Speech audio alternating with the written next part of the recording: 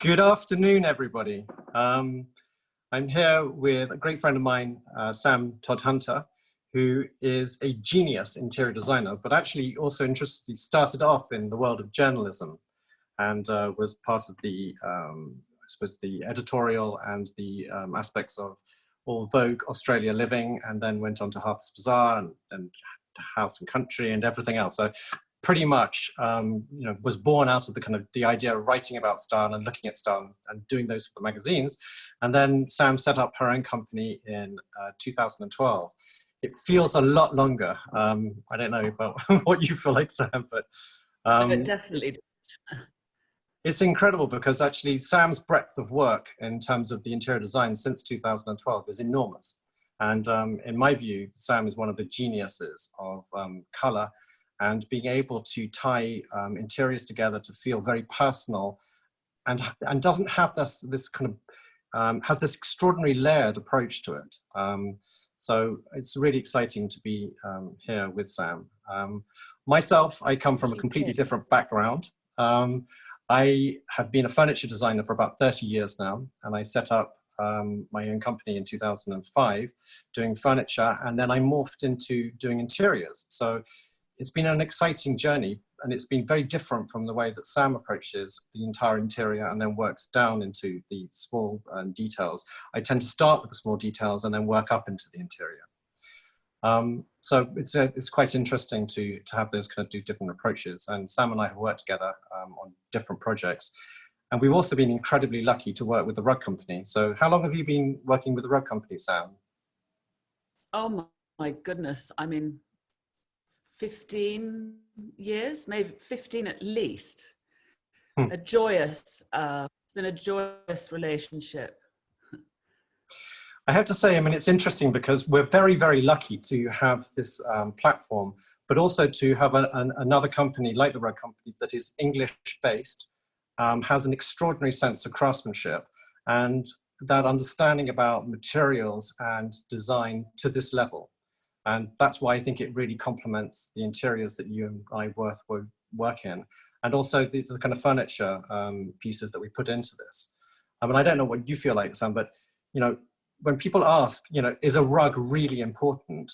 I would say that light is the most important in a room, and your rug is going to absolutely reflect that. So it has to be one of the first things to at least have a conversation about. I think the rug is critical in that it's part of the layering process about putting a room together. Yeah. And it can either be your starting point and your hero, or it can just be that lovely piece that complements your interior design scheme. I think it's always an interesting debate about whether the rug chooses the room or the room chooses the rug. And there's lots of different ways you can come at it, whether your rug is the hero and it's about that and all the furnishings just sort of complement and sort of pay homage to the rug, or is the rug just that lovely piece that sits in the background, picks up the colors, creates a layering effect, softens the scheme. And obviously the rug company rugs do all of that, from the amazing iconic rugs to just the lovely geometrics that you can either sex up with amazing colors or tone them down. So that's why I always return to the rug company, because there's so much flexibility there. Yeah, I mean, I think it's really interesting because I think a rug, and depending on what materials you use in the rug and what color you put into it, can either become, that really strong design element, or can actually just fade back a bit. But I think, going back to the concept of light, it's really interesting. And I think you have to have that discussion right at the beginning of something like this, especially when you're looking at pieces of furniture. It's really every single material you're going to put into a room, whether it's a rug or whether it's a piece of furniture or a wallpaper, the sheen level, you can see this here, this is a matte and this is a gloss, has a huge effect in the actual kind of scheme of it. And I think that's the whole aspect of whether you use silk. I mean, I know that you've used a lot of the kind of silk elements into a design, and that gives you a completely different flavor. It's totally, and it changes the nature. I mean, silk is wonderful because the color saturation in silk is just enormous. And I think when using silk, you have to really think about that. Obviously, there are places where you shouldn't use silk. And I think sometimes you don't, a fully silk rug is enormously luxe and amazing, but sometimes picking up parts of the design in silk gives you that little, you know, hint of luxe and sheen and iridescence.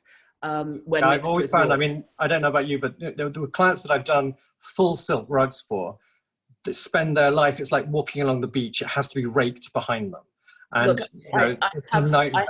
I agree. I have an issue with like a plain silk carpet. I will never, ever use, because you just get, it's just got every paw print, footprint, and then, or you just get Hoover rows. So I don't like that. But in a design like DVF's Climbing Leopard, which is my all-time favorite, to do the leopard in silk is lovely because you don't see all that footprint in it because of the pattern of the leopard skin.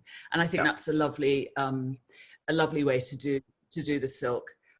Or in a geometric, when you're using like it in the geometrics, exactly. When you're using it in the geometric bits, I'm not even sure whether people, when they first look at a rug, actually notice that that's a silk. So in the diamond here, you've got all of these gold parts are actually in silk, which is interesting because depending on the way you lay it, the silk will refract the light of the different things. So it can actually look very, very saturated in its color, or it can look very calm and peaceful.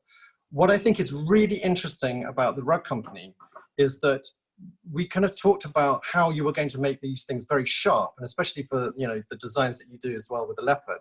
It's really interesting for me that they cut by hand about 1 millimeter on each side of the silk so that you've got this tiny little shadow gap.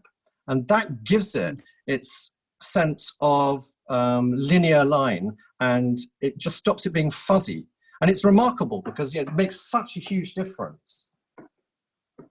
Yes. So Sam, I mean, it's also what I think is incredible, and I'll show everyone a picture, is that Sam did the incredible staircase at your home in the leopard, not print, but leopard actually going down the staircase.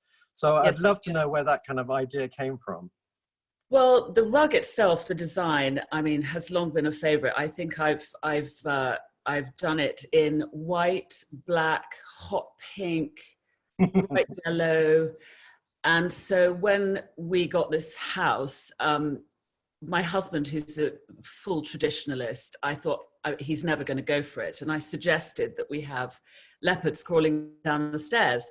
And amazingly, he loved the idea. So we went for it. And we spent a long time plotting their position so that there's a paw lands on a step and then a tail curls around a landing. And what's interesting in this house, which is it's 1707, it doesn't feel out of place. You know, you have to be quite careful when you design a house that's this old, that not to do something that's too, you know, razzy. But interestingly, that leopard just fits. It feels very at home. It doesn't feel like we've done something out of place. And that's what I love about that design is it's so flexible. You know, in a drawing room, we've done it with 2 massive leopards on a rug that curl around the coffee table. We've done it, well, up lots of stairs. It's just a beautiful, flexible design. It's interesting because I think that when you talk about design being appropriate for its spaces, I think it's quite interesting to be able to move one section from you know, another period. I mean, I chose Art Deco for all the collections that I've done with the rug company. And it's fascinating for me to be able to move the 1930s into something from the 80s.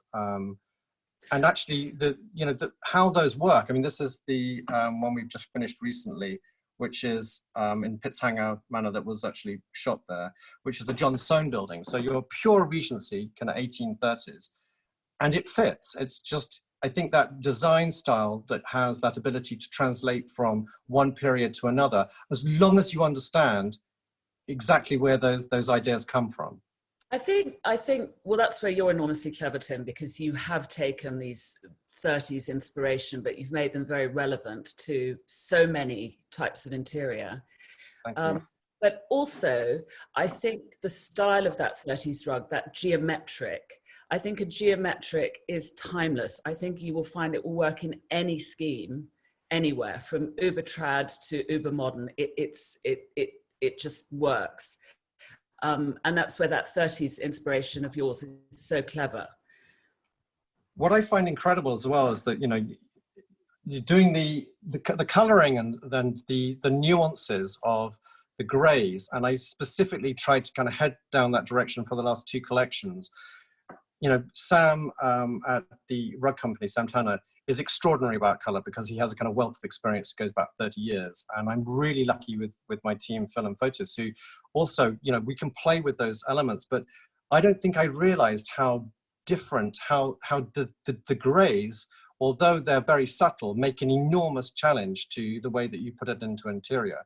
How much blue you have in it, how much of the warmth you have, and then you changed the deco diamond into the pink, which I found, you know, absolutely just one of the most beautiful designs. So this is kind of Sam's. This is in Notting Hill, wasn't it? Where Yes. you did the room in this incredible baby pink, and then had the rug, which That was such a good design because we didn't want a rug that took over the room. So this rug was not, it should be the hero, it is the hero, but not the hero. The hero it's about the whole scheme. yeah. And design, again, that story about geometrics that just work with everything. And with Deco Diamond, to be able to pick the pink up, it just literally changes the whole room. You know, you wouldn't just do a beige in there, and it's just worked so perfectly to have that hint of the pink, but not let the rug take over. And I think the reason that it translates from all these different periods for me is that, you know, in starting this new collection, we went back and I wanted to do something that had that translation between kind of English design and Parisian design for deco. And it's fascinating. This is kind of, you know, 1780s, this is Chippendale chairbacks, which was a starting point in terms of some of the geometric work. And it's really interesting to see that you take that genesis and it can move anywhere. I mean, you know, it really is fascinating to watch that kind of translation of ideas, mainly because I think, you know, we are all influenced by, you know, designs. I'm influenced by when you change a color on a kind of, you know, on a collection rug, it suddenly sets my mind working about how we can push the boundaries with other materials. So, you know, for example, you know, pink straw. I mean, it's just the things that are out there, like the silks that we use or the straw work or, you know, all these incredible kind of fabrics and velvets and the wallpaper that's behind you. I mean, this is about the balance of a room. And I think that that's what's really interesting, that if you choose to not make the rug the hero, I still think you have to have a clear roadmap about what you're doing in terms of its style. Absolutely. And then I guess you make the rug, I mean, say, for example, in a room like this, obviously it can't have a crazy rug in it, but I think making the rug the hero is also a really interesting exercise. We did Papillon. I think I'm right in calling it Papillon, which is just a beautiful, huge butterfly. And we did a drawing room with that, and everything else just disappeared softly into the background. It was very classic chic. And that room you walk into and it's about the rug, and just jaw-dropping and beautiful. So, I mean, I'm never shy of being bold with color or punch. But in that case, in that instance, we let all the furniture just disappear. I've never used white and gray and pale pink so much. It let the rug do the talking. What's really funny for me is that in the last collection, not this one we've just launched, is that we ended up having the spiral. And I remember Chris from the rug company saying to me, you know, it's great for PR, but no one's going to buy it because it's just, you know, it's just too punchy. But I tell you what, let's put it in because it's, you know, it's really strong. And what's interesting about this is that it's been used and it's been taken into runners and kind of stair carpets and things in ways that I would never, ever have imagined. I used that design on a circular staircase, Tim. I don't know if you've ever seen it. In fact, I'm not sure we've ever photographed it, but it's incredible.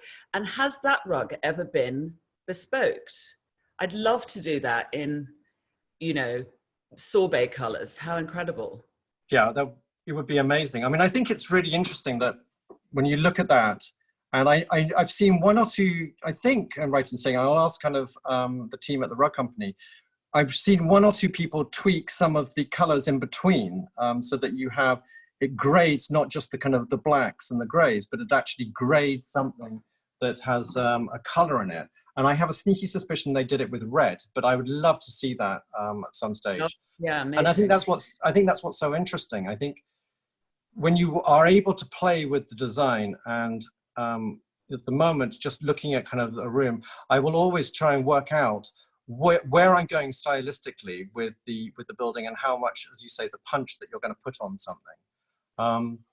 But I think, you know, when people ask, is it worth spending money on the kind of the silk element, without question, to have a bit of silk into a rug.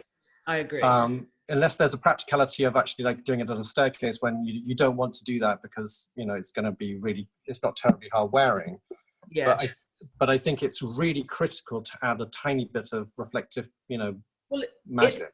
It's like for a woman, you know, you put on a pair of diamond earrings and that just gives you, ideally, but jewelry will give you the sparkle on an outfit. And it's the same notion as that, I think, to add that silk. As you say, obviously on a staircase, we did 100% wool because silk would just be a pain in the neck. Up and down the stairs, but you know, in the center of a room, absolutely fine. And as you say, depending on which way the silk runs, you get this beautiful sheen when the light hits it, and that's the twinkle, that's the piece of jewelry in the room. I think it's also, I mean, you know, I've used quite a few pieces of antique rugs and things as well, and I'm not even sure that the rug company can broadcast this, but I bought one or two incredible pieces that are, you know, 100 years old, 150 years old from them for projects. I mean, my one advice for anything that you're buying as an antique or a kind of rug is to absolutely look at what it does in the room, because your light, you know, magically changes from country to country and from place to place. So, you know, you take a color down or a fabric sample and you put it into the actual room and you work out how the light's going to hit it. It's a totally different thing. I think with antique rugs, what's really interesting, if you have, say, a Serapi or a Jerez carpet, what I find amazing about those rugs, and I know the rug company do have a lovely collection of antique carpets, is that I think they work with everything. I mean, I throw down fabric stories on top of them, and it always works. And I think that's that lovely thing about an old, using an old rug in a room is also a lovely thing to do. And it just, that very geometric busy pattern just works with everything. What's interesting though, and the only bit I find kind of really constricting is that I'm determined by its size and about exactly how it's going to fit into the room.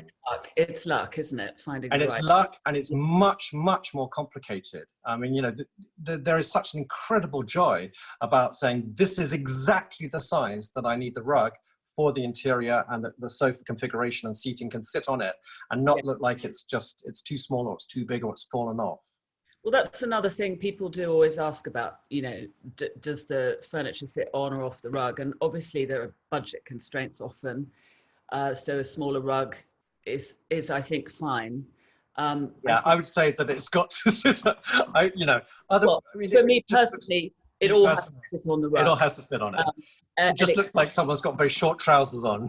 And actually it's like, gosh, if you could have just afforded the rest of it, it would have looked a lot better. Yeah, but I mean, I get clients say to me often, you know, they don't want to, if you have, you know, a huge deep sofa and half the rug is under it, you know, you get it.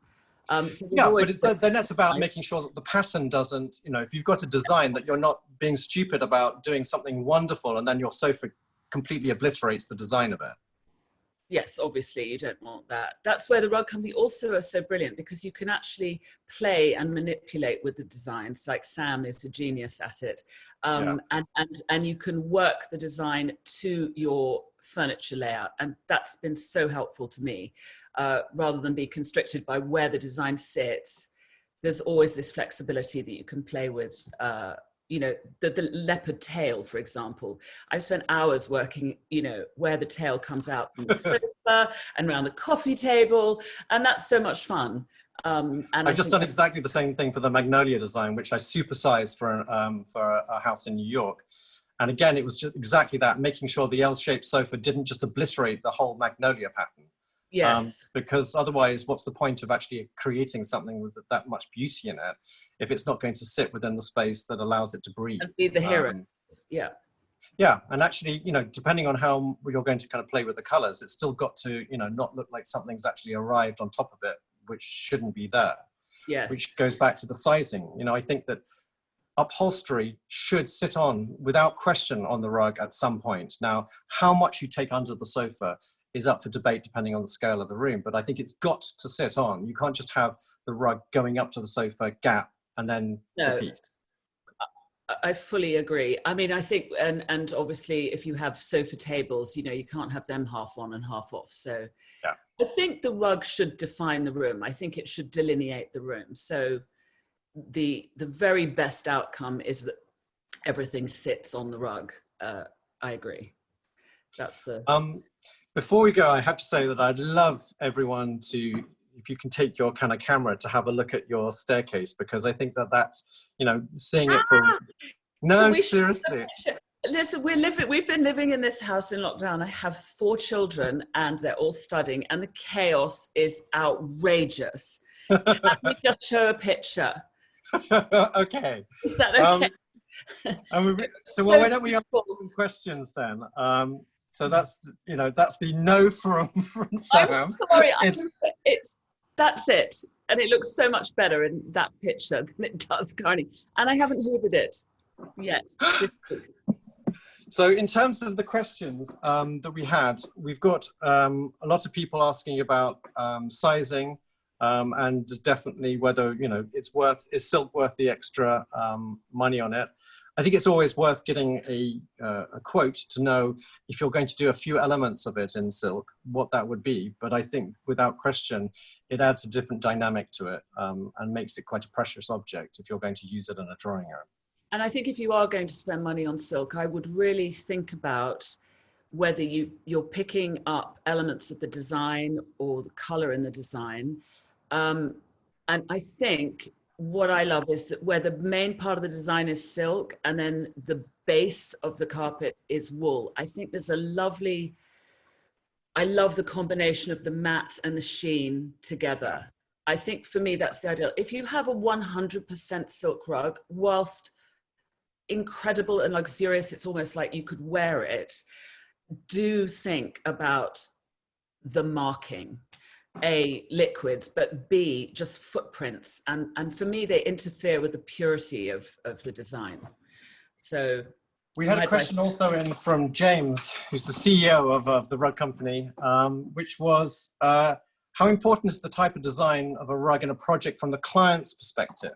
And I think that's quite interesting, you know, as we're all in, you know, in the interior design world, how you pitch an idea or what clients come to you with. Do they have a very focused idea about stylistically, Sam, where they want the rug to be? No, because I think, well, obviously they do to a certain extent, but I also think they come to you for the whole scheme.